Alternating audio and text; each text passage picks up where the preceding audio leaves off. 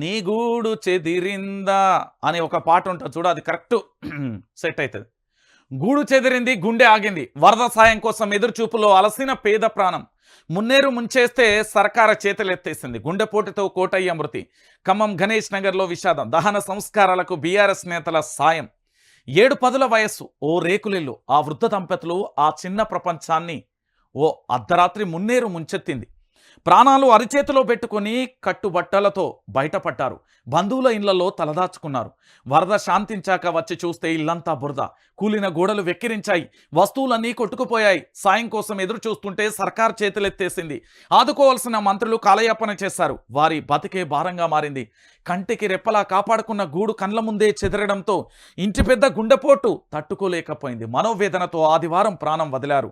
ఇది దోరేపల్లి కోటయ్య కథ. ఖమ్మం మున్నేరు వాగు వరద బాధితుడి కన్నీటి వెద. ఇక చూడుర్రి. పక్షం రోజుల క్రితం మున్నేరు వరదలలో నిండా మునిగిన ఖమ్మం పట్టణంలోని గణేష్ నగర్ కోటయ్య రేకుల ఇల్లు ఇన్సైట్లో కోటయ్య 70 ఏళ్ళు. ఇగో ఇది ఆయన చిత్రం. ఇక చూడుర్రి.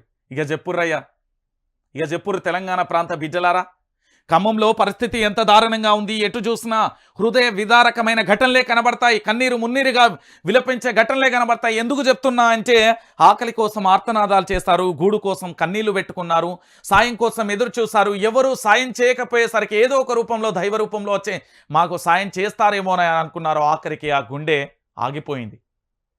ఈరోజు కోటయ్య లాంటి ప్రాణాలను తిరిగి తీసుకువస్తుందా ఈ కాంగ్రెస్ పార్టీ? సిగ్గుమాలిన కాంగ్రెస్ పార్టీ. చీప్పు అని ఉంచడంలో ఏ తప్పు లేదు. నీ పార్టీ లత్తకోడు పార్టీ. ఇది వరస్ట్ ప్రభుత్వం, ఒక వేస్ట్ ప్రభుత్వం. ఎస్, ఇలాంటి ప్రాణాలను తీసుకురొచ్చే ఇలాంటి కోటయ్య వాళ్ళ జీవితాలు ఎంతమంది లేవు ఖమ్మంలో? ఒక్క మంత్రి మచ్చుకైనా కానరావట్లేదట ఖమ్మం వరద బాధితుల దగ్గర. ఎటు చూసినా, ఎక్కడ చూసినా, ఏ వైపు పోయినా ఒక్కరంటే ఒక్కరిని చూద్దామని వెళ్ళినా కూడా కనీసం కనిపించట్లేదట. చాలా బాధపడతారు, ఆర్తనాదాలు చేస్తున్నారు. ఆఖరి కోటయ్య అంతిమ దహన సంస్కారాలకు సంబంధించి అక్కడ ఉండే బీఆర్ఎస్ నేతలే సాయం చేశారు. ఎంత బాధాకరమైన.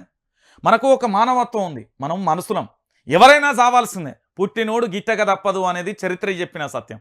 ఇక్కడ 1000 ఏళ్ళు అశ్వత్థామ లెక్క ఇక్కడనే బతుకుతామని ఎవరు రాలే. ప్రతి ఓరికి పుట్టినోనికి మరణం ఖచ్చితంగా ఉంటుంది.